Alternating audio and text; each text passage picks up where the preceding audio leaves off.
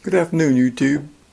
Going to do a short video on how I packed my Bugout bag for my wife and I. It's not just me, but I had to put it together for two people, so I had to have a pretty good size pack. So after a lot of research, I decided to go with the Marine Corps rucksack. And I think I made the right choice. I've used it out and about from time to time, and I really love it. It's got a lot of options. Carry a lot of things. I can get the sleeping bags in here, or I can put one sleeping bag in and attach the other. Here's the radio pouch where I keep a lot of the smaller things like the fire kit. There's the hood or the cover. I just usually separate things in plastic bags according to category and put them in there. But everything on this displayed here will go in this pack, and there'll be plenty of room left. Just give you a quick overview of what's here.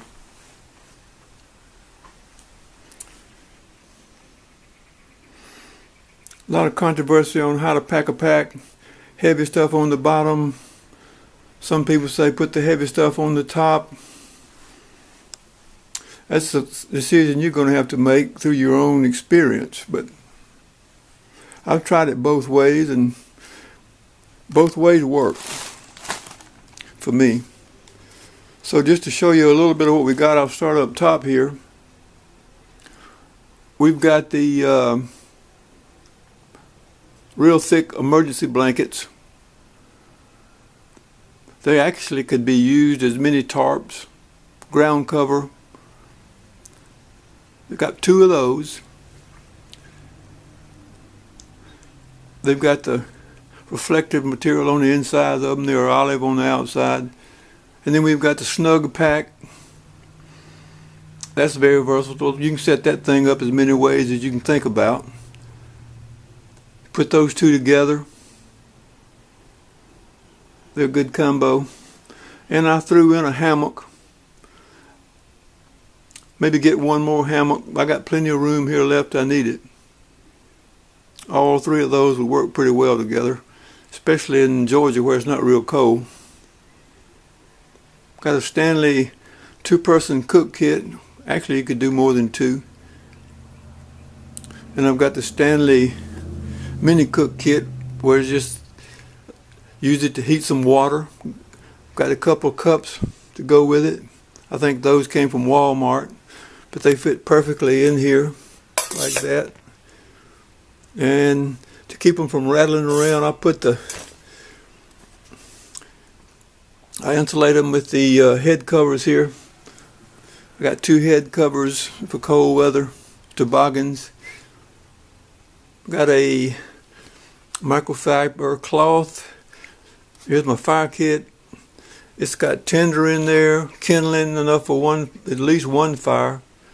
Got a denatured alcohol burning stove. Got a little stand to set it on. Fire kit's got the char cloth in it. Probably a couple extra lighters. Can't have too much to start a fire. So here's the sanitation bag. It does have a couple stick lights in it. It's got the packs, things you need for sanitation.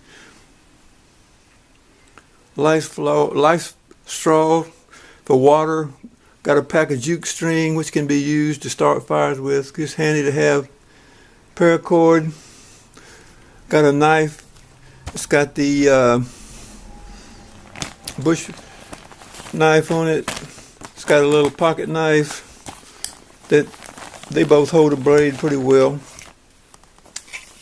Just pop it out. And it's got a light. Got a machete. Didn't go break the bank to buy this, but it's a decent one. No more than I'm going to be using it. And it's sharp. It'll keep a good edge on it. That can go very well in my kit. Got a little survival axe, very sharp on one end. Got the point on the other for digging into roots and dirt, whatever. Carry some extra rawhide. Can't go wrong with rawhide. Use that to sharpen. Got the ties, the rawhide ties. Got a sailcock key if you're ever in an urban situation where you need water from an industrial building. You can turn it on. It's got the 4 different sizes on it. $8.95. Couldn't ask for a better investment when you need water if you're in an urban situation. If you're not in an urban situation, and we've got the life straw here, can filter out plenty of water, gallons. I don't know how many gallons. I think 400 or 500 gallons. Threw in a couple quick start just for a fire. Make it easy to start a fire. Little container, extra container of fuel. In the fire kit, I've got a little flask in here. I tried the little plastic bottle with the measurements on it, but that didn't work. So found a flask out at Farmer Supply. Holds about 8 ounces. Airtight, won't leak. Quickfire. Here we've got just a sundry pack of things like extra sunglasses, fingernail clippers, extra bags, Kleenex, earplugs, extra matches, have an extra universal tool, and also I've got an extra survival knife, couple cheap $1 survival blankets, space blankets, whatever you want to call them, and a little extra rain gear. Maybe use it one time. That's not the real main source of our rain gear. We'd carry our rain gear either in a separate pack, or we could probably put it in here on top. Got a ponchos, got raincoats, rain suits. We got all kind of rain gear. Also carry the extra baggies. If you need them, they come in handy. Better to have something not needed, not have it. Just everything here you see either goes in the radio pouch. The bigger items would go in the radio pouch, and then some of the smaller items will go in the cover here for this pack. And it's still not full. Got plenty of room left for a lot of other things. But I'm trying not to pack too heavy. But about this pack, I mean, you can load this thing down. It's geared to carry 120 pounds. I can't see myself carrying 120 pounds. 50 pounds. Try to keep it to about 50 pounds. Put my wife's sleeping bag on the inside and attach mine to the bottom on the straps here that come out. I've got them all tucked away right now. But there's plenty of room. A lot of times I'll just take this with me as a suitcase just to try it out, go somewhere, go on a vacation, whatever. Instead of packing it in a regular suitcase, I'll just throw some things in there. Here's my fishing kit. Got everything in it you need to catch some fish. Got the line, the hooks, some small jigs, small hooks, sinkers. But that just gives you an idea of what's in here. I'm sure we hadn't got everything we need, but this would get us started if we had to. Got enough to eat, cook, sleep, stay warm. This would go along with our Bugout bag for our car. In it's an old army duffel bag. It actually holds more than this rucksack.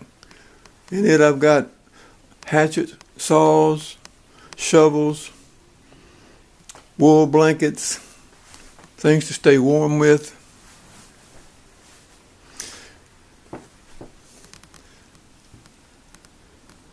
And when we go on a trip in a car, we always take extra water, extra food. I live in the Atlanta area, and if you've been keeping up with the news, you've seen the disaster that happened with Interstate I-85. That's just a minor thing that could happen. That's why we were out of town when that happened. We didn't have any idea of what to expect when we got back, but we did have all this stuff with us. I spent the night on the road before in a car without a lot of things I needed, and it's not a lot of fun, so we don't do that anymore. Luckily, we came down 75 and it was okay, but you never know what's going to happen when you get out. Hopefully nothing, but you definitely want to be prepared. And here's just a few of the things that we take with us to make sure that we'll have some comfort if we need to use them. And this tarp all this is sitting on, it's a 10 by 12. I could put this in the pack without any problem, but I really don't need it. I've got an extra tarp in the car. The pack would be to break away from the car if you needed to. So you either don't need that big tarp when you've got the bivvies and the survival blankets and the hammocks, the sleeping bags, and your fire kits. Never can have too much paracord, so I've got paracord stuck in my car Bugout bag, get bout bag, whatever you want to call it. And it's always good to throw in a couple of two-way radios if you get separated. We've got some of those. Problem with them, if you leave your car, they're not going to do you much good. But as long as you're with your car and you can keep them charged, then you're in pretty good shape. But this little survival machete, I've used it just around the house from time to time, just chopping things, and it works. The axe as well. If I was going to use something on a daily basis, I'd have probably I'd go buy me a $100 axe, put an edge on it, and keep that with me. But right now, this is fine. This little witchcraft knife, I mean, it's sharp. Got things to keep it sharp.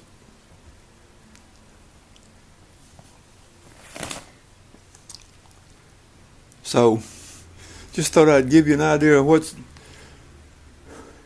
to take if you're packing for two, you and your wife. I mean, hopefully we'll never need it. I'd rather spend the night in a Holiday Inn, but I'm 70 years old and she's 65. But hey, if we had to use it, wouldn't think twice about doing it. So thanks for watching, YouTube.